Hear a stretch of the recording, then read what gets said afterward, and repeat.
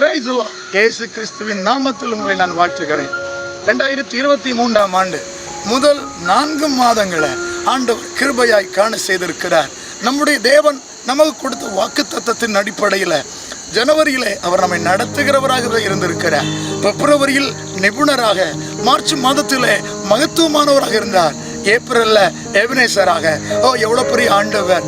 இந்த மாதத்திலையும் தேவன் நமக்கு ஒரு நல்ல வார்த்தையை கொடுத்திருக்கிறார். அதுதான் இந்த மே மாசத்துல ஒரு மேய்ப்பராக, நல்ல மேய்ப்பராய் கர்த்தர் நம்மோடு கூட இருக்க விரும்புகிறார். வேதம் சொல்லுகிறது, எரேமியாவின் புஸ்தகம் 31வது அதிகாரம் 10வது வசனத்தை தான் இந்த மாதத்தின் வாக்குத்தத்தமாய் கர்த்தர் நமக்கு கொடுத்திருக்கிறார். வேதம் இவ்வாறு சொல்லுகிறது, ஒரு மேய்ப்பன் தன் மந்தையை காக்கும் வண்ணமாக அதை காப்பார் என்று சொல்லுங்கள். ஆம், கிறிஸ்துவில் பிரியமானவர்களே, ஒரு மேய்ப்பன் தன்னுடைய மந்தையை எங்கனம் மேய்ப்பாரோ அதை போல நம்முடைய ஆண்டவர் நம்மை மேய்க்க விரும்புகிறார். எனவே தான் சங்கீதக்காரன் தாவீது சொல்லுகிறார், நான் ஒரு மந்தை, நான் ஒரு ஆடு, ஆனால் கர்த்தாதி கர்த்தரோ ஒரு நல்ல மேய்ப்பராக இருக்கிறார். 23ஆம் சங்கீதம் உங்களுக்கு நன்கு மனப்பாடமானதுதான். அங்கே சங்கீதக்காரன் சொல்றாரு, கர்த்தர் தான் என் மேய்ப்பராக இருக்கிறார். அவர் மேய்ப்பராக இருந்தால் என்ன நடக்கும்? 5 காரியத்தை நான் உங்களுக்கு துரிதமாய் சொல்லி நான் ஜெபிக்க விரும்புகிறேன். ஒன்று, உங்க ஆத்துமாவை அவர் தேற்றுகிறார். இன்னைக்கு எத்தனையோ குடும்பங்கள் ஆத்துமாவில் இளைப்பாறுதல் இல்லாம வாழ்க்கை ஒவ்வொரு நாளும் வேதனையோடு இந்த வார்த்தைகளை கேட்டுக்கொண்டு இருக்கிறீங்களா? இந்த மே மாதத்துல கர்த்தர் உங்களை மேய்க்க விரும்புகிறார். கர்த்தர் உங்களை மேய்ப்பார். எப்படி மேய்ப்பார் தெரியுமா? உங்க ஆத்துமாவை தேத்துவார். உங்களை சமாதானம் உள்ளவர்களாய் மாற்றி உங்களை மேய்த்து நடத்த விரும்புகிறார். 2வதாய் ஆண்டவர் உங்களை எப்படி மேய்ப்பார் தெரியுமா? கர்த்தர் மேய்ப்பராக இருந்தால் எப்படி நடத்துவார் தெரியுமா? புல்லுள்ள இடங்கள்ல, அமர்ந்த தண்ணீர் அண்டையில. வீட்டுக்குள்ளான ஒரு அனுபவம் பாருங்க. புல்லுள்ள இடத்த மேய்ப்பனுக்கு தான் தெரியும். எங்க புல்லு கிடைக்கும், எங்க தண்ணி கிடைக்கும். ஒருவேளை சில தண்ணி தேடி ஆடுகள் எங்கேயாவது வழிதப்பி போயிடும். ஆனா மேய்ப்பனுக்கு தெரியும், இந்த தண்ணீர் கலங்க தண்ணி, இது சுத்தமான தண்ணி, இதை குடிக்க கொடுக்கலாம். என் அன்புக்குரியவர்களே, இந்த நாளில் உங்களுக்கு நான் சொல்லுகிற ஒரு வார்த்தை என்ன தெரியுமா? கர்த்தர் உங்களை நடத்துவார். கர்த்தர் உங்களை நடத்துவார், புல்லுள்ள இடங்களில் நடத்துவார். 3வதாய் நீதியின் பாதை. ஏதோ ஒரு இடத்துல அல்ல, மரண பயம் இருக்காது, பொல்லாப்பு உங்களை தொடாது.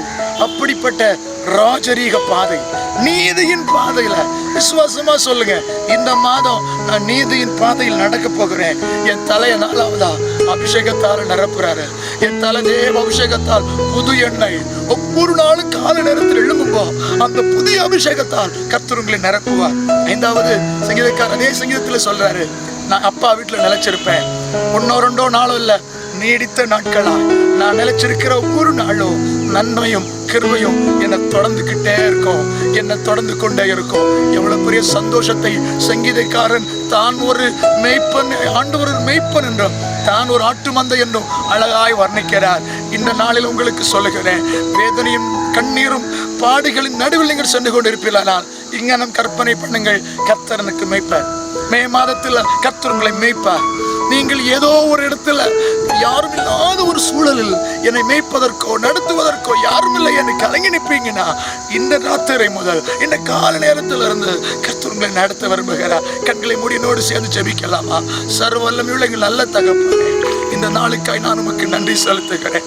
இந்த மே மாதத்தில் கர்த்தர் எங்களுக்கு சொன்னார், நான் அவர்களை மேய்ப்பேன்.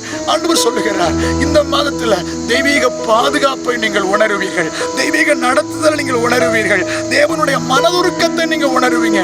அதுதான் இந்த மாதத்தில் ஒவ்வொரு செவ்வாய்க்கிழமைகளிலும் நாம் சிந்திக்க போகிறோம். ஆண்டவரே, எங்க பிள்ளைகளுக்கு இளைப்பாறுதலை கொடுத்துருங்க, அமைதியை கொடுத்துருங்க, ஆத்துமாவை தேத்திருங்க. ஆண்டவரே, நீர் நல்ல மேய்ப்ப, நீர் மேய்க்கிறதுக்காக உமக்கு ஸ்தோத்திரம். சர்வ வல்லவரே, நாங்கள் கிட்டல பார்த்தது போல ஆண்டவரை வழி தவறி கண்ணீரோடு இருக்கிற ஆடுகள் தேவ அன்பை தேடி வருவார்களாகப்பா. நித்தியமா எங்களுக்கு ஒரு நித்திய தொழுவம் இருக்கிறது. தொழுவத்தில் இல்லாத ஆடுகள் நிறைய இருக்குது ஆண்டவரே. அவர்களை தொழுவத்தில் கொண்டு வந்து உங்களுடைய ராஜ்யமாக இருக்கிற நித்திய தொழுவத்தில் எங்களை சேர்த்துக் கொள்ள நீர் சீக்கிரம் வரப்போவதற்காக உமக்கு நன்றி.